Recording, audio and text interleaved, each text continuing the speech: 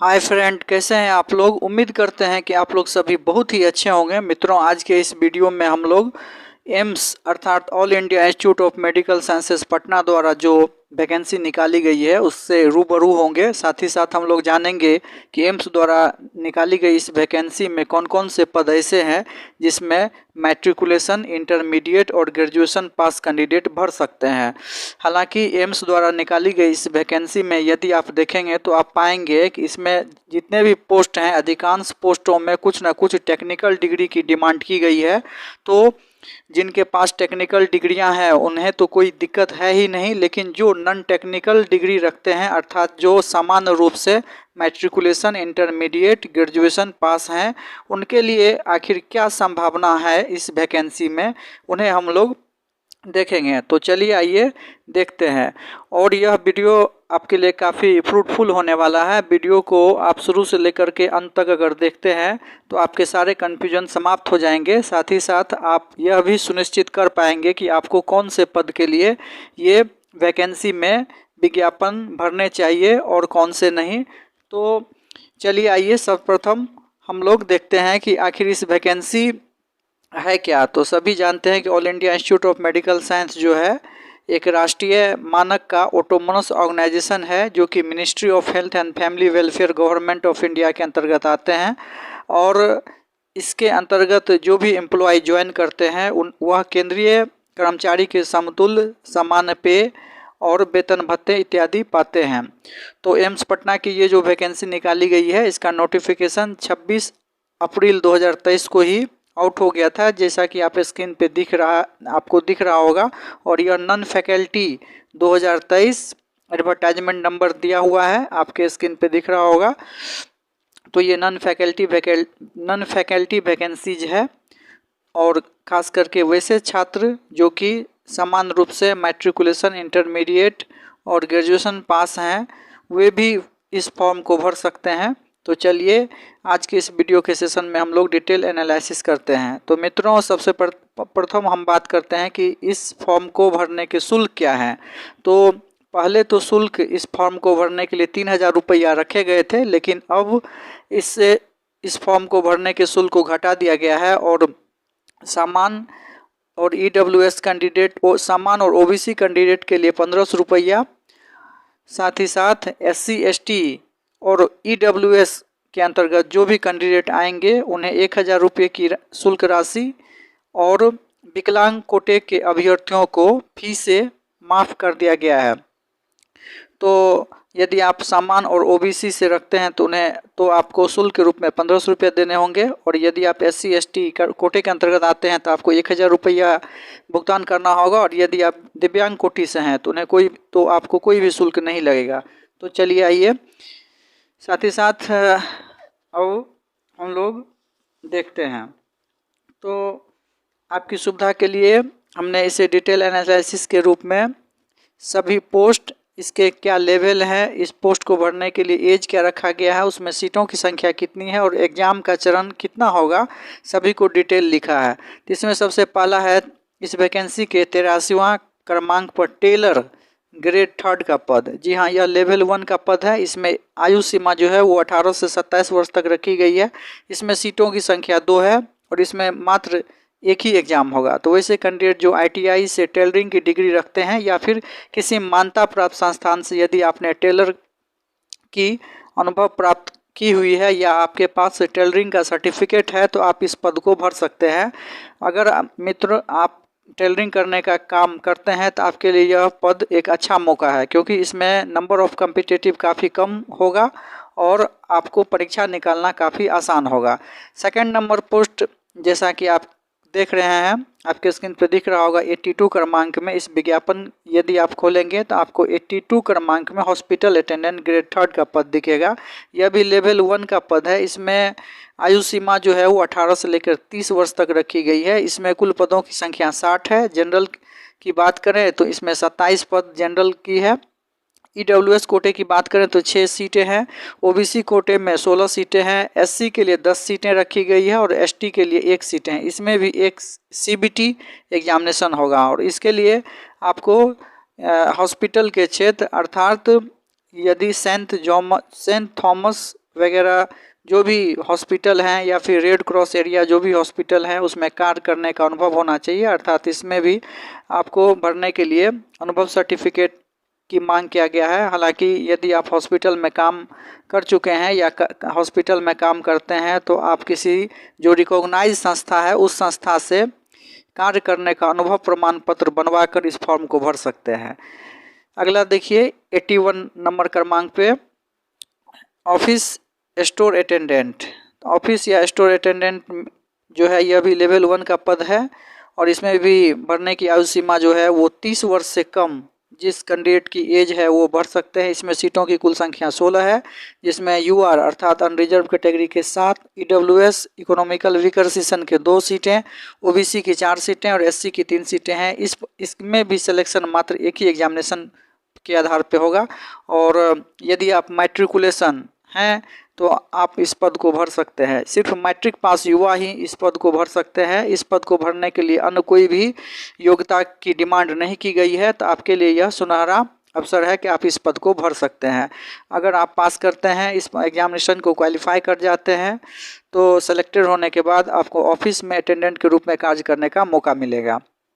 तो यह भी एक नॉन टेक्निकल पोस्ट है और जैसा कि हमने वीडियो के प्रारंभ में ही बता दिया था कि हम लोग इस वीडियो में सिर्फ उसी पद की चर्चा करेंगे जिसे नॉन टेक्निकल कैंडिडेट भर सकते हैं। अर्थात जिनके पास कोई टेक्निकल डिग्री नहीं है वे कैंडिडेट एम्स पटना द्वारा निकाली गई वैकेंसी के कौन कौन से पद भर सकते हैं उसी की चर्चा हम लोग इस संपूर्ण वीडियो में करेंगे।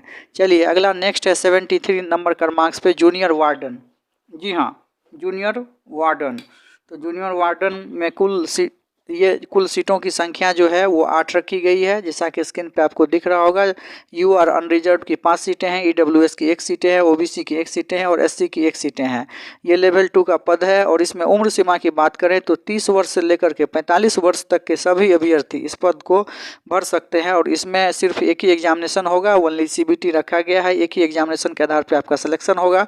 तो वैसे कैंडिडेट जिनकी आयु सीमा 30 वर्ष से अधिक हो चुकी है तो उनके लिए सुनहरा अवसर है, वे इस पद को भर सकते हैं। हालांकि इसमें योग्यता के रूप में आपको किसी मान्यता प्राप्त हॉस्टल में वार्डन के रूप में कार्य करने का 1 वर्ष का अनुभव होना चाहिए।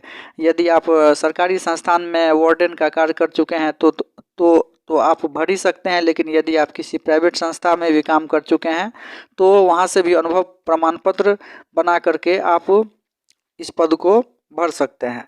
अगला देखिए 69 क्रमांक पे स्टोर कीपर कम कलर का पद है। यह भी लेवल 2 का पद है। इसमें भी आयु सीमा जो है वो 30 वर्ष से कम होनी चाहिए। कुल सीटों की संख्या की बात करें तो 30 सीटें हैं, जिसमें यूआर की 9 सीटें, ईडब्ल्यूएस की 2 सीटें, ओबीसी की 13 सीटें, एससी की 5 सीटें और एसटी की 1 सीटें हैं।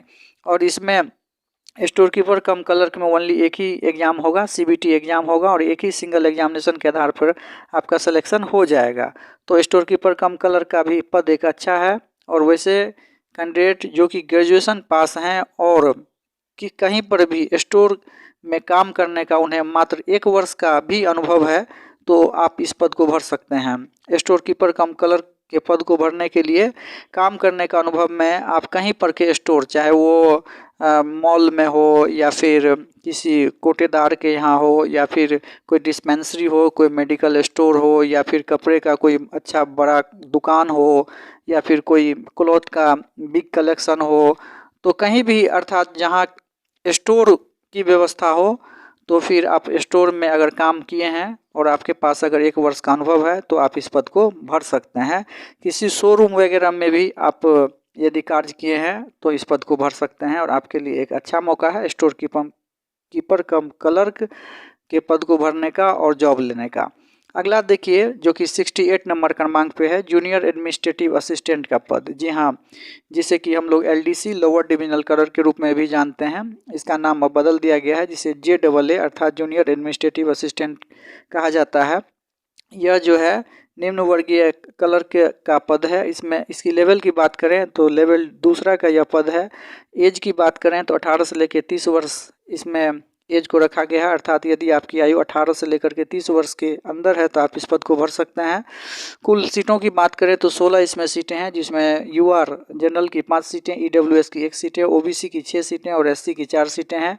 एग्जामिनेशन की बात करें तो इसमें सीबीटी और स्किल टेस्ट दोनों लिया जाएगा। सीबीटी अर्थात एक सीबीटी एग्जामिनेशन होगा, कंप्यूटर बेस्ड टेस्ट होगा, और उसी दिन स्किल टेस्ट होगा। स्किल टेस्ट में आप किसी भी एक भाषा, हिंदी या अंग्रेजी का चुनाव कर सकते हैं। हिंदी में आपकी टाइपिंग स्किल 30 वर्ड पर मिनट जो है होनी चाहिए, और इंग्लिश में आपकी टाइपिंग स्किल जो है 35 वर्ड पर मिनट होनी चाहिए। यदि आप टाइपिंग में महारत है, आपको टाइपिंग करनी अच्छी आती है और आप 35 का मिनिमम स्पीड कर पार ले रहे हैं, तो टाइपिंग में अभिरुचि है, तो आप जूनियर एडमिनिस्ट्रेटिव असिस्टेंट का यह पद को भर सकते हैं। इसमें क्वालिफिकेशन की अगर बात करें तो सिर्फ इंटरमीडिएट रखा गया है। वैसे कैंडिडेट जो कि मात्र इंटरमीडिएट पास हैं वे इस पद को भर सकते हैं। जूनियर एडमिनिस्ट्रेटिव असिस्टेंट के रूप में, अर्थात निम्न वर्गीय कलर के रूप में आपको काम करने का मौका मिलेगा एम्स पटना में, और इसमें कुल सीटों की संख्या 16 है। और उसी दिन अर्थात जिस दिन आपकी एग्जामिनेशन होगी उसी दिन आपको टाइपिंग टेस्ट भी देना होगा। तो चलिए इसके बारे में हम लोग जान गए। अगला देखिए 67 नंबर पोस्ट है सिक्योरिटी कम फायर जमादार का। ये लेवल 4 का पोस्ट है। इसमें 10+2 होना चाहिए। इसके लिए हाइट जो है 167 cm रखा गया है। चेस्ट जो है 80 cm रखा गया है, और चेस्ट में जो है 5 cm का एक्सपेंशन विस्तार भी होना चाहिए, यानी समान रूप से चेस्ट आपकी 80 cm और फुलाकर 85 cm होनी चाहिए। हाइट जो है 167 सेंटीमीटर से कम नहीं होनी चाहिए।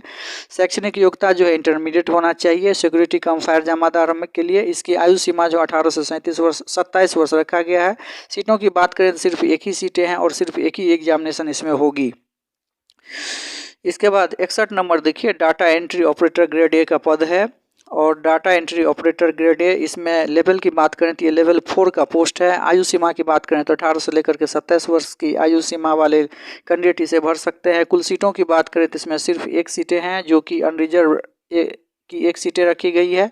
इसमें भी जो है एक सीबीटी और स्किल टेस्ट लिया जाएगा। सीबीटी की बात करें अगर, तो सीबीटी जो है एग्जामिनेशन होगा, और उसी दिन जो है आपको 8000 की डिप्रेशन पर आवर 8000 की डिप्रेशन पर आवर जो है स्किल टेस्ट के रूप में आपको देना होगा।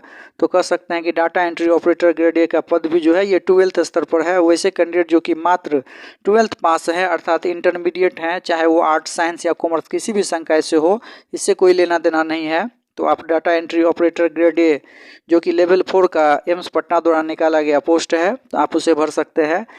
56 नंबर देखिए, डिसेक्शन हॉल अटेंडेंट। यह भी नॉन टेक्निकल पोस्ट है, हालांकि इसके लिए आपको 1 वर्ष का एक्सपीरियंस जो है डिसेक्शन हॉल अटेंडेंट के रूप में होना चाहिए, अर्थात किसी भी सब परीक्षण गृह, अर्थात जहां पर मोर्चरी है, कह सकते हैं कि जहां पर सब का परीक्षण होता है। प्रायः सरकारी अस्पताल में तो जितने भी हैं वहां होता ही है, तथा जो भी बड़े स्तर के प्राइवेट अस्पताल हैं उसमें भी जो है सब गृह परीक्षण का अपना कार्यालय होता है, ऑफिस होता है। तो वहाँ पर भी अगर आप 1 वर्ष का काम किए हैं, आपके पास 1 वर्ष का अनुभव है, और आप 12th पास करने की योग्यता रखते हैं, अर्थात आप 12th ऑलरेडी पास्ड हैं, तो आपके लिए यह सुनहला मौका है कि आप डिसेक्शन हॉल अटेंडेंट के फॉर्म को भर सकते हैं। क्योंकि डिसेक्शन हॉल अटेंडेंट में जो है कैंडिडेट की संख्या कम होती है, अर्थात इसमें कम्पिटिटिव भी कम होता है, क्योंकि बहुत सारे ऐसे कैंडिडेट हैं जो कि इस पद को नहीं भरना चाहते हैं, क्योंकि उन्हें यह लगता है कि यह सब गृह में जो है, शवदाह गृह में जो है, कह सकते हैं कि मोर्चरी गृह कहना ज़्यादा अच्छा होगा। तो मोर्चरी गृह में कार्य करना बहुत लोगों को अच्छा नहीं लगता है, वे सोचते हैं कि मोर्चरी गृह में काम ठीक नहीं है। तो इस कारण से इस पद के लिए यदि आप भरते हैं और आपके पास 1 वर्ष का एक्सपीरियंस है, तो आपके लिए अच्छा मौका है, कम कम्पिटिटिव होगा और आप सिलेक्शन की आपकी उम्मीद ज़्यादा होगी। लेवल 4 का पोस्ट है, 21 से लेकर 30 वर्ष तक की आयु के लोग इसे भर सकते हैं। कुल पदों की संख्या 7 है, जिसमें जनरल की सीटों की संख्या 3, ओबीसी की 3 और एससी की 1 सीट है। ओनली एक ही एग्जामिनेशन सीबीटी होगा, ओनली एक कंप्यूटर बेस्ड टेस्ट के आधार पर आपका सिलेक्शन हो जाएगा और आप एम्स पटना में डिसेक्शन हॉल अटेंडेंट के रूप में नियुक्त हो सकते हैं। लेकिन यदि आपकी अभिरुचि है तो ही इसे भरें, क्योंकि बहुत सारे लोग सेलेक्टेड हो जाने के बाद भी इस पद पर कार्य करना पसंद नहीं करते हैं। तो पहले आप सोच लें कि डिसेक्शन हॉल अटेंडेंट के रूप में आप कार्य कर पाएंगे कि नहीं। यदि आप कर पाएंगे तभी आप भरें, और यदि आप भरते हैं और आपके पास एक्सपीरियंस है तो आपके सिलेक्शन होने की उम्मीद जो है काफ़ी रहेगी। 39 पोस्ट देखिए, जूनियर रिसेप्शन ऑफिसर। जी हाँ, जूनियर रिसेप्शन ऑफिसर, इसके लिए ग्रेजुएशन होना चाहिए। वैसे कैंडिडेट जो कि ग्रेजुएशन किए हुए हैं, अर्थात साइंस आर्ट कॉमर्स किसी भी सेक्शन से आप ग्रेजुएट हैं, आपके पास डिग्री है, तो आप इस पद को भर सकते हैं। ये लेवल 6 का बहुत ही अच्छा जॉब है। और इसके लिए आयु की सीमा की बात करें तो 35 वर्ष से आपकी आयु सीमा कम होनी चाहिए।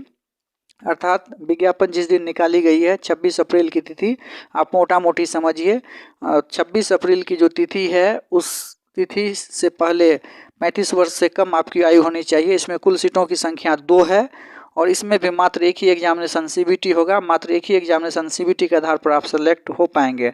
तो कह सकते हैं कि यह भी जो है एक अच्छा पद है जूनियर रिसेप्शन ऑफिसर का। और ग्रेजुएशन पास यदि आप हैं, आप ग्रेजुएट हैं, तो इस पद को भर सकते हैं। 2 ही सीटें इसमें हैं, लेकिन ये लेवल 6 का पद है। अगला 31 नंबर क्रमांक को देखिए इस विज्ञापन में, ऑफिस असिस्टेंट NS का अर्थ यहाँ नॉन सेक्रेटेरियल से है, नॉन सेक्रेटेरिएट से है। ऑफिस असिस्टेंट अर्थात कार्यालय सहायक। जी हाँ, कार्यालय सहायक का पद एक अच्छा पद है, और यह लेवल 6 का पद है। इसमें आयु सीमा की बात करें तो 21 से लेकर के 30 वर्ष तक के कैंडिडेट इस फॉर्म को भर सकते हैं। इसमें कुल सीटों की संख्या देखें तो 43 इसमें कुल सीटों की संख्या है, जिसमें जनरल की सीटें 18 हैं, EWS की सीटें 4 हैं, OBC की सीटें 12 हैं, SC की सीटें 6 हैं, ST की सीटें 3 हैं। तो आप कह सकते हैं कि कुल 43 सीटें इसमें हैं, जिसमें जनरल की सीटें 18 हैं और SC और ST 6 और 3 सीटें क्रमांक हम लोग स्क्रीन पे दिख ही रहे हैं। और इसमें सिर्फ एक ही एग्जामिनेशन होगा, कंप्यूटर बेस्ड टेस्ट। सिर्फ एक ही एग्जामिनेशन के आधार पर आप सेलेक्ट हो सकते हैं। लेकिन इसके लिए योग्यता की बात करें तो ऑफिस असिस्टेंट की योग्यता ग्रेजुएशन रखी गई है, और कंप्यूटर आपको चलाने आता हो, कंप्यूटर में आपको प्रोफिशिएंसी होनी चाहिए।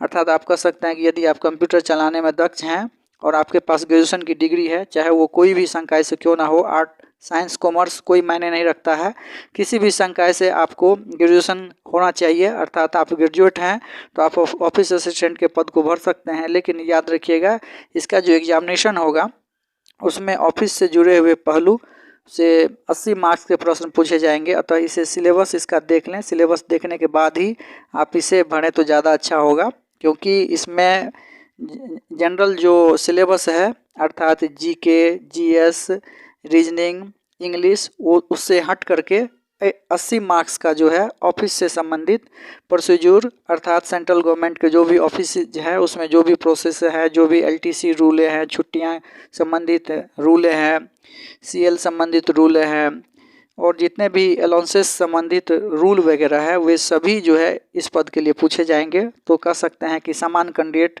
अगर ना भरें तो ही ज़्यादा अच्छा है। हालांकि आप अपनी रुचि को देख लें, सिलेबस को देख लें। एम्स पटना के वेबसाइट पे इसका सिलेबस दिया हुआ है। यदि आपको सिलेबस समझ में आता है तो आप इसे भर सकते हैं।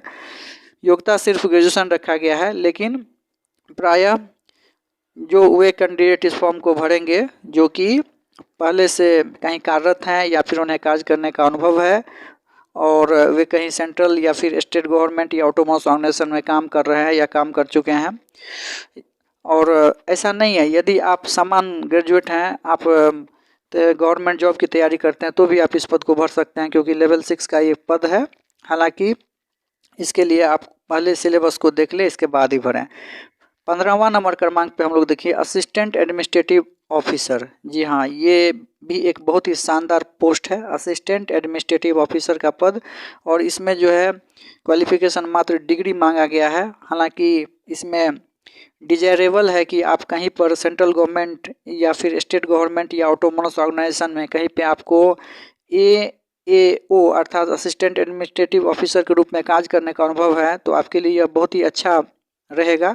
लेकिन यदि आपके पास अनुभव नहीं भी है, आप समान रूप से स्नातक पास युवा हैं, तो आप इस पद को भर सकते हैं, क्योंकि इस पद को भरने के लिए योग्यता की बात करें तो शैक्षणिक योग्यता सिर्फ स्नातक रखा गया है, अर्थात डिग्री होल्डर जो भी हैं इस पद को भर सकते हैं, चाहे वो आर्ट्स, साइंस या कॉमर्स किसी से भी हो, इससे कोई मायने नहीं रखता है। ये लेवल 7 का पद है। इसमें आयु सीमा की बात करें तो 21 वर्ष से लेकर के 23 वर्ष तक की आयु सीमा इसके लिए रखा गया है। इसमें सीटों की कुल संख्या को देखें तो 1 सीटें हैं जो कि अनरिजर्व्ड की हैं। और इसमें एग्जामिनेशन की बात करें तो इसमें भी सिर्फ एक ही एग्जामिनेशन CBT होगा। सिर्फ एक ही एग्जामिनेशन क्वालिफाई करके यदि आप उसमें उत्तीर्ण हो जाते हैं तो आप असिस्टेंट एडमिनिस्ट्रेटिव ऑफिसर बन सकते हैं। तो ये जितने भी सीटों के क्रमांक थे हम लोग शुरू से देख लेते हैं। 83 से tailor grade 3rd, hospital attendant grade 3rd, office store attendant, junior warden, store keeper cum clerk, junior administrative assistant, security cum fire जमादार, data entry operator grade A, dissection hall attendant, junior reception officer, office assistant, assistant administrative officer, ये सभी non technical post हैं। और यदि आप सामान्य रूप से स्नातक, इंटरमीडिएट या फिर मैट्रिकुलेशन है तो आप इस पद को भर सकते हैं। तो मित्रों, आशा करते हैं कि आपका जो भी डाउट है इस वीडियो से जो है सभी डाउट्स आपके क्लियर हो गए होंगे। और अगर इस पद को भरने की अंतिम तिथि की बात करें तो अंतिम तिथि जो है वो 11 जुलाई 2023 रखा गया है। फॉर्म जो है वो 20 तारीख से ही अर्थात 20 जून से भरना स्टार्ट हो गया है। तो आप लेट ना करें, क्योंकि लास्ट जुलाई अर्थात कह सकते हैं कि अंत के समय में सर्वर काफ़ी व्यस्त हो जाने के कारण कभी कभी फॉर्म नहीं भी भरा पाता है। तो आप देर ना करें फॉर्म भरने के लिए। यदि आप इच्छुक हैं तो आप सिलेबस देख लें। सिलेबस भी एम्स पटना की वेबसाइट पर दिया हुआ है, आप वहां से भी देख सकते हैं। सिलेबस को देखने के बाद आपकी जिस पद में भी रुचि है आप उस पद के लिए कार्य कर सकते हैं। तो आप सोच समझ करके इस फॉर्म को भर सकते हैं। 11 जुलाई तक लास्ट फॉर्म भरने की तिथि को रखा गया है। तो चलिए इसी के साथ थैंक यू, धन्यवाद।